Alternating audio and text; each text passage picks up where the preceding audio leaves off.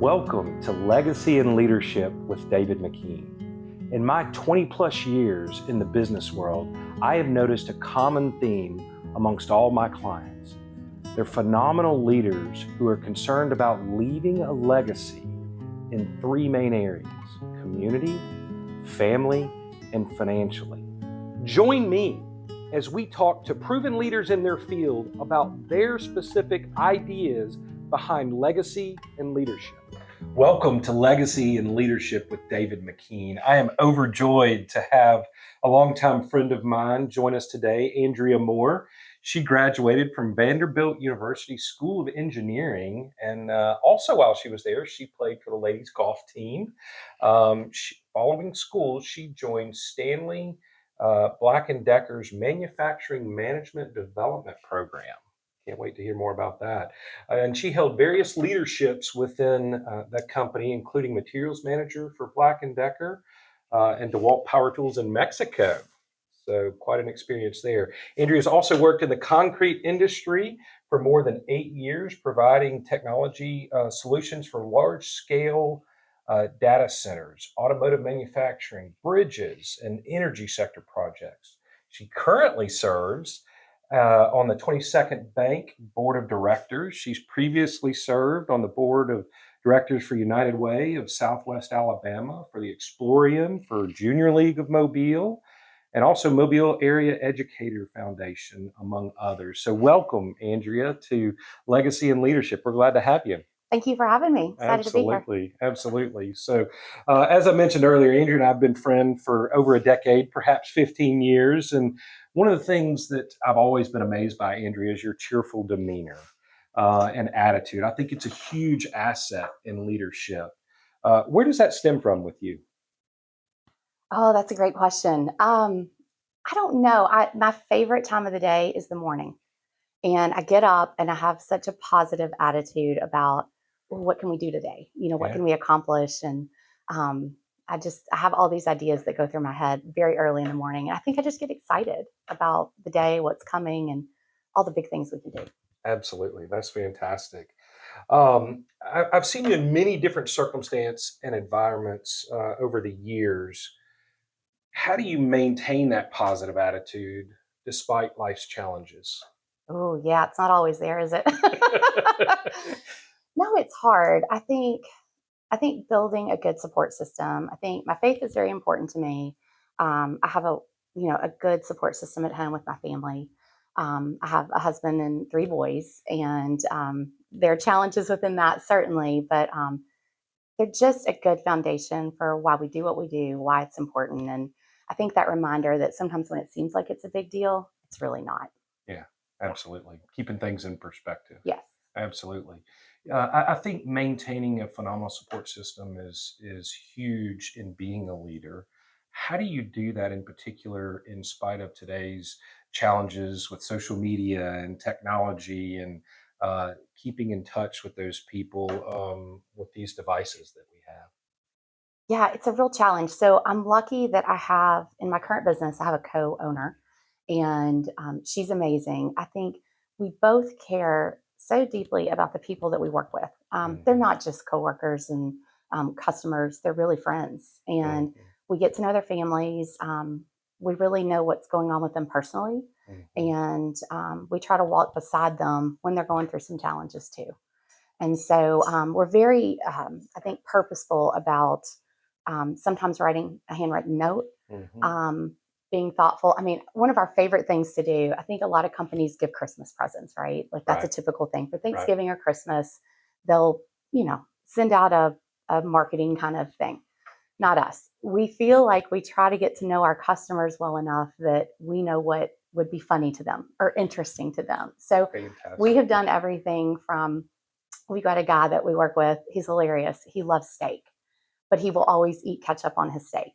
So every year for Christmas, we get him a little meat gift card and we put a bottle of ketchup in there. We laugh every year. He laughs. He's like, I can't believe you all did this again. I'm like, we love it, you know? Right. And so one year we have a customer and he was going through a hard time and he's really become a friend and it was, a medical thing. And we were like, what could really make him happy? And we were like, let's take the images of his dogs and like put them on a cup.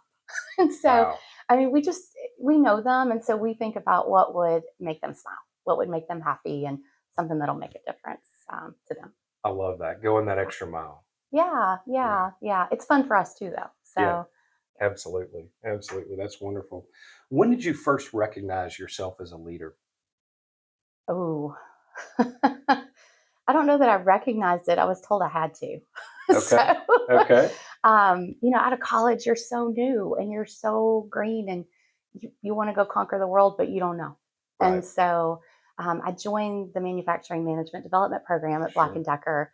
It was modeled after a GE program, and the vice president at the time for manufacturing had come from GE. So he brought that to Black & Decker. Okay. So I think it's just one of the greatest gifts I was given in a career, because what they did is they rotated you every 6 months to a different division. Wow. And I made the mistake of going to my boss that ran the program. I said, we're an international company, but this is not an international program. And I said, I know we've got manufacturing in England and all these different countries. I said, and we've implemented this program there, but we're not crossing the pond. We're not really learning the international kind of way of doing this. And he's like, that's great. He's like, write it up. So I wrote it up as a 1-pager. I didn't know what he was going to do with it. He gave it to the vice president of manufacturing. He calls me into his office and he used to, Boss used to rap his knuckles. And he said, yeah, he's like, Bob loved it. You're going to England. And I'm like, what? Wow. I mean, I've been working a year, at Black & Decker. And so I ended up having to pack my bags, move to England for 6 months, and I was put into steel machining. And I had to do all the research and learn everything I could about steel machining before I got there. And I'm a big believer in learning to do it yourself before you ever expect somebody else to do it. And so I got out there on these old Whitman machines that would make the shafts for the drills. And, I talked to one of the guys out there and I said, I really want to run this machine. I really want to know how to do this. So can you teach me? Can we work together on this? And so we went through it from start to finish. And so I was responsible for the output of that area and making sure that we were making the drill shafts on time, that we made enough quantity every day, that they met the quality specifications. And so I was working with the whole team to do this in another country. Wow. At 23. So, I don't know that I've ever recognized it. I was just told that this is what I needed to do. Sure. So I did it. What a shift. Yeah. For you. Yeah. I'm sure if you're like most people, you dealt with some level of doubt in that shift. How did you handle that, and how did you push through that with that shift in your career? Yeah. I think whenever I have doubt, I'm a big researcher, and anybody that knows me knows that this is true. Like I take a deep dive. I can't even buy like a dishwasher without, going and doing a deep dive into all the ratings and the reviews. And anyway, so I think when I have doubt, I try to really get in there and learn as much as I can about it, so that I build confidence in it. And I love to work with people. So I think making work fun is so important. Like my business partner now and I have just a tremendous amount of fun working together. And yes, it's challenging, but there are always ways to kind of make somebody's day better. So I love that. I love that. That's fantastic. Was there one person in your life that who had the most impact on your leadership style? Who was that one person? Ooh, that's a great question. So I'll start with this. Bob Schwartz, who was the VP of manufacturing at the time for Black & Decker. When I first got to that company, I watched somebody do a presentation, and that particular person didn't kind of know the material. They didn't have the answers. And I remember just feeling so bad for that individual standing in front of this room full of people. And I'll never forget it. I don't think you ever forget feelings, how something made you feel. You can forget facts, but not feelings. And I felt so bad for him. And it wasn't a week later and he was no longer at the company. Wow. And I remember thinking, okay, rule number 1, always know your material. know every question that could be asked, know every, answer that could possibly come up. Be the expert in that little micro area that you have. Absolutely. And so I have done that. Even today when I give technical presentations, I'm like, and again, my business partner, Beth Morissette, she would laugh because she knows it's true. But I will sit there and research everything before we go into a presentation to Right. make sure that I can help them Right. and help them accurately and with good information and not, it's okay to say I don't know and I'll get back to you. And I do that occasionally, but I like to be ready. And Yeah. I can go back to that presentation and watching somebody else give Right. it and not being prepared and just say that that has affected me for my entire career Absolutely. and how I prepare for things. That's tremendously important. And I want to go back to something that you said when I asked you that last question.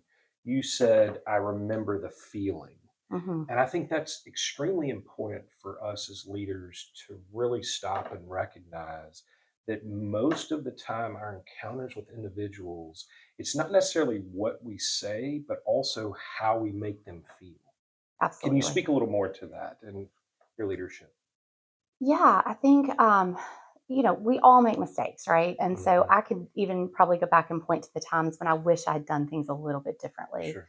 And I think recognizing those, fixing them, and making sure that doesn't happen again is Sure. important. So, there's no perfection in this. I mean, I think, getting better over time is kind of the goal, right? So, Absolutely.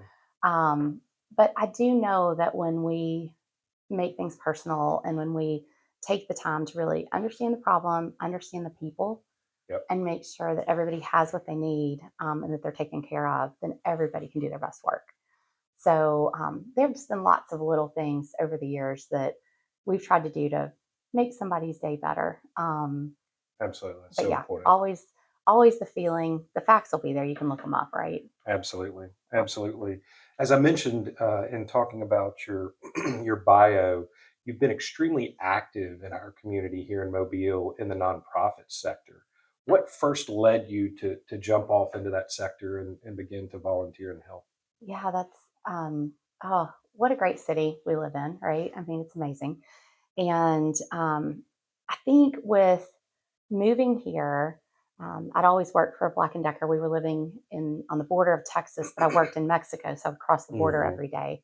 So moving here was very different. I didn't really know anybody. My husband is from here, but I'm not. And so I think my mother-in-law had been involved with the junior league initially, and then some friends, and my next door neighbor happened to be a Hmm. member as well, and my future business partner. And they just told me a little bit about it. And I thought, well, this would be a great way to meet people, give back. But what I did not expect was the level of training it offered. So Fantastic. most of the projects that I was doing that are nonprofit work and even the boards that I was sitting on were through Junior League. Wow. They had the most amazing training program for women, and they would bring in a consultant. We were doing all the your personality types, how you Right. work with others, Right. all these, there's several Myers-Briggs, there's different ones Yeah. that people Sure. use, but they would actually offer that to the members Wow. so that you could understand. And I'll never forget, they brought in one of the consultants one time and we did that analysis. And I said to her, at some point, I really would like to own my own business. I said, I would love for you to look at my, outcomes, all the results, and tell me, do you see that with the results and kind of, how I am? Right. And if there are holes there, like, how would I fill them? And she said, wow, she's like, that's so interesting. She's like, let me look at it. And so she came back and we sat down and she said, 100% you could be a business owner. She said, there's no doubt. She said, you have the right kind of mix of, drive, self-motivated. Just, Sure. she's like, that's all there. She said, but you're a little risk averse. And she said, Okay. what's so interesting about this? You're like 95% there, but you would really benefit from having a business partner because there will be times when you need to take that risk or, you know, jump together and you're going to hesitate a little bit. And if you had a business partner, you wouldn't. And I said, that's so interesting. It would be years later that I actually ended up, founding the business with my business partner. But I've known since those volunteer days through Right. great training Yeah. that I would benefit from that. And and it would also be more fun, right? So Sure. I enjoy having a business partner, um, but I think just understanding who I am and what my limits were Right. really helped. But in terms of the board positions and the projects and giving back, it's my favorite one was United Cerebral Palsy. Okay. So we had a group of new members. We called them provisionals at the time, but every year they would do a project together. And we ended up with that group of provisionals partnering with UCP, United Cerebral Palsy, and building a sensory room. And this room was so great because sometimes the kids would come in the morning and they would have a problem acclimating. Sure. And so everything in there, from the lighting to the textiles, had been researched by all of these members of our community, these amazing Incredible. women, and they designed everything and then built it all. Wow. And so from start to finish, this was their project. And when we got to see the kids go in the room, it was amazing. It was amazing. I mean, it made such a difference for them. And I think it's been kind of refurbished over time, but just to give those small gifts that make somebody's day better is just so Sure. meaningful. Sure. So anyway, That's great program. phenomenal.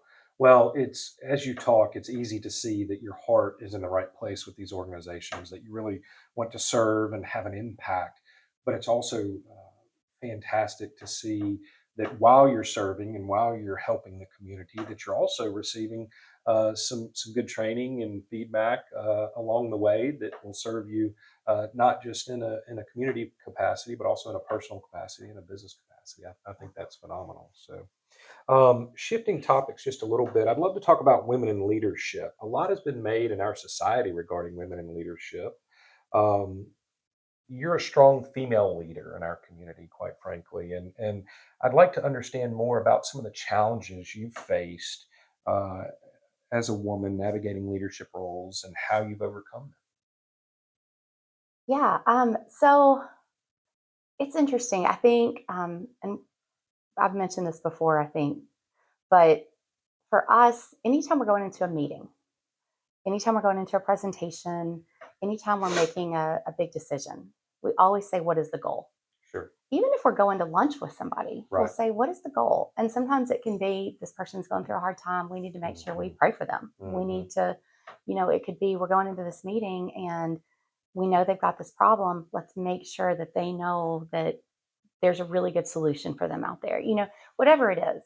And so I think understanding the goal and being as unemotional about it as you can to achieve it can Right. really help in business. We had just someone in particular that we were, trying to get a meeting with, Sure. and we finally got a meeting. And I will say in the end, and 99% of the time this is not true, but I could tell he didn't want to work with us. And I can't pinpoint, exactly why, but I could tell. And our goal was to get that business because we knew we could make his product better. Okay. Even if he couldn't see it yet, we knew it. And so we kind of backed up and said, how do we win? How do we achieve this goal? Because it's not about us. Right. It's about achieving the goal. Sure. And the goal was to make sure that he got this into his product to give a better outcome for his customer. Sure. So I actually called a guy that was in a different region and I said, hey, can you go in and do a presentation for him? Really? And can you kind of address this? Because we know this will help him. You do too. And we just feel like sending somebody else in would be a good move. And we did. And he is now one of the customers. So I think it's about understanding the goal and how to get there. Right. And it's not always a straight line. Sure. And it's not always, sunshine and butterflies. Right. But it was about the business and about getting him the product he needed. And we achieved that, even though we had to go about it a different way. That's phenomenal. At times, it can be difficult for us as leaders to keep our emotions in check. And you mentioned that a moment ago, and even our egos. It sounds like you had to bring your ego down, per se, in that particular circumstance to accomplish the goal. But can you talk very practically about ways that you've been able to personally handle your emotions and improve on being unemotional, as you mentioned earlier? Sure. Yeah, I think one of the things we do is we go in every year and we still love the paper flip charts that Yeah. have the sticky glue on them. Yeah. We will paste the Yeah. wall with it. Sure. We will put up long term goals, short term goals, um, and we'll dive down into how we're going to achieve those for the year. Um, if there's some things going on with our customers personally, like who we definitely want to make sure we stay in touch with and Right. just support. Sure. Um, so we do all of that on a board Mhm. that ends up being a whole wall. And I think for us, we just keep going back to those goals. And, are the activities and is the action leading to that? And sometimes we don't even know how it happens. We're just going through our day and we're like, oh, yeah, we checked that goal. We checked that goal. We checked that goal. Because I think if you're doing the right things every day, you get there. Yeah. You just do. And I do see it's interesting. There's a tendency, and I'm watching this next generation come up, right? Yeah. And it's so interesting to watch. They'll say, oh, well, okay, so I'll call so and so and I'll do so and so. And I'm like, no, call them right now. Pick up the Yep. phone, call them. Yep. There's no need to put that on a list. Right. You can do that right now. Yep. Now there's not a list. Yeah. And I think that kind of action Yeah. has been very helpful. So I think a lot of times we don't really get into too much emotional kind of problem solving Yeah. because we pick up the phone. We get it off email as quickly as we can. We would much rather talk to a person in person if we can, but on the phone if not. But rarely do we let something go on email. Right. If we see 2 or 3 replies, we just pick up the phone. Right. So Right. I just think that direct communication is going to be so important. It is today, but it's going to be even more important for the next generation. Absolutely. Absolutely. And I think there's so much that can be lost in tone and Yes. reading these emails or Mhm. text messages um, that is much more improved by verbal communication. And Agree. yeah, I absolutely. agree. And so much we can learn from each other. Exactly. I think one of my favorite books, and it's actually someone that we have in common, Brad Good. Yeah. Years ago, I asked him what his favorite podcast was, and he said Malcolm Gladwell. Okay. Well, I took that forward, and he has a book that I read that I absolutely love. It helped me figure out who I was in this process, but it was called Tipping Point. Okay. And it's one of my favorite books. It talks about connectors. And what I realized is the reason I love to be around people and groups Right. of people. Right. And I love to share. It's not always about the business or getting the job. I'm always honest with our customers. Like Yep. if there's a better way or a better method, I tell them. And so I think that garners a lot of respect and trust. Sure. But also with that book, it talked about connectors. And like my business partner is the same way. Everybody says 7 degrees of Kevin Bacon, right? Like, or 6 or 7. Anyway, I feel like between the two of us, we're probably 2. Right. And so we love to help connect people. We've been able over the years to help people get jobs, to help people improve processes. But it really defines the different parts that help with tipping points and getting your business kind of over that hurdle to where Right. it becomes a more viral Yeah. thing. And so it helped me understand that I'm really a connector, like a conduit. And so, because if I learn something great from you today, Yeah. I'm definitely going to tell 3 people tomorrow. Absolutely. Like, you guys need to check this out because I just learned about this, right? Yeah. And so that's been one of our favorite things to do. I hope you enjoyed this episode of Legacy and Leadership with David McKean, and you're able to take away proven tactics that you can implement in your day-to-day life regarding legacy and leadership. If you have questions or ideas for future shows, I'd love to hear from you.